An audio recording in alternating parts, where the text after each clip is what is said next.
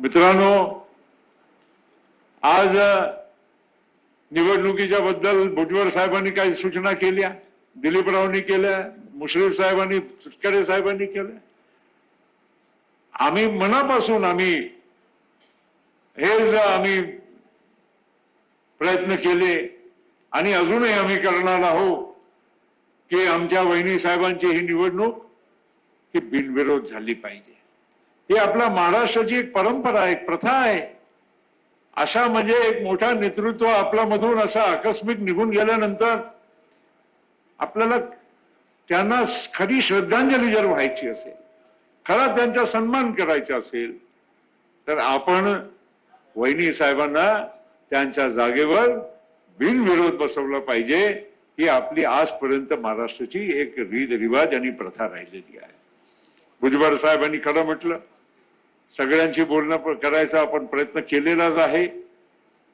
कालही मी खरगे साहेबांना फोन केला होता, ते केरळमध्ये होते, एक दोन सभामध्ये होते. ठीक आहे, बोलणं होऊ शकलं नाही.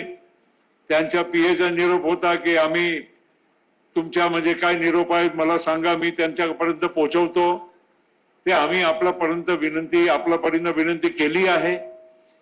मी आपल्या राज्याचे मुख्यमंत्री साहेबांचा आम्ही धन्यवाद देऊ इच्छितो की त्यांनी साथ तर दिलाच आहे, पण सोबत त्यांनी सुद्धा त्यांच्या वतीनं राज्याचे प्रमुख म्हणून त्यांनी प्रत्येक पक्षाच्या नेत्यांना विनंती केली की आपण वहिनी साहेबांना बिनविरोध निवडून दिलं पाहिजे, त्यांना साथ दिलं पाहिजे.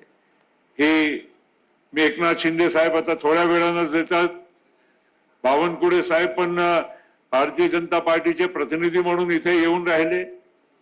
आपण बाकीच्याही सर्व पक्षाच्या जे नेतृत्व आहे, जे ज्या लोकांनी साथ देण्याच्यासाठी कबूल केलाय, त्या सगळ्या लोकांना आपण धन्यवाद देऊ इच्छितो.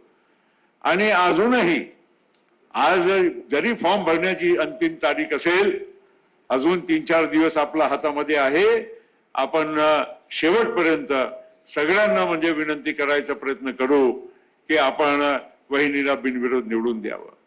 पण समजा काही कमी जास्त झालं, जसं तटकरे साहेब म्हणले, भुजबळ साहेब म्हणले, त्याच्यामुळे काही फार काही परिणाम काय होणार नाही कसं आपल्यालाही माहित आहे, तुम्हालाही माहित आहे.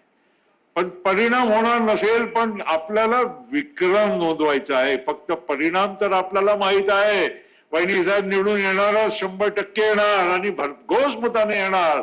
पण विक्रमी मतामध्ये त्यांना निवडून आणणं ही आपल्या सगळ्यांच्या परम कर्तव्य आहे. हीच दादाला खरी श्रद्धांजली राहणार आहे. हेच मी आपल्या सगळ्या लोकांना विनंती मी करू इच्छितो. मित्रांनो, राष्ट्रवादी काँग्रेस पक्ष अनेक वर्षापासून एक प्रवाह आहे, एक विचारधारा आहे.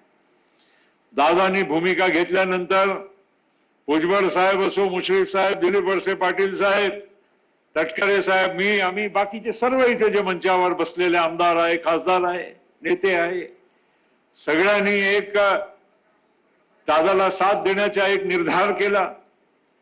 दादाच्या भूमिकेला सुसंगत राहण्याचा सगळ्यांनी विचार हे मान्य केला आणि दादानी त्याच हिशोबाने एक नेतृत्व या महाराष्ट्राला आणि राष्ट्रवादी काँग्रेस पक्षाला प्रदान करण्याचं काम केलं.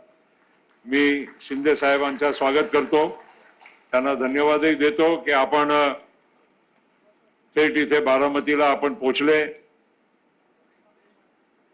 आणि मी म्हणून अधिक मी काय बोलणार नाही, फक्त एवढंच म्हणेल की दादाच्या या नेतृत्वामध्ये जे आपण काम करत आलो, आज ते शिंदे साहेब बसलेले आहेत, देवेंद्रजी आणि शिंदे साहेब आणि दादानी ज्या पद्धतीनं महाराष्ट्राला नेतृत्व प्रदान केलं, त्यामुळे आज परत या महाराष्ट्रामध्ये महायुतीची सरकार आपण स्थापन करू शकलो.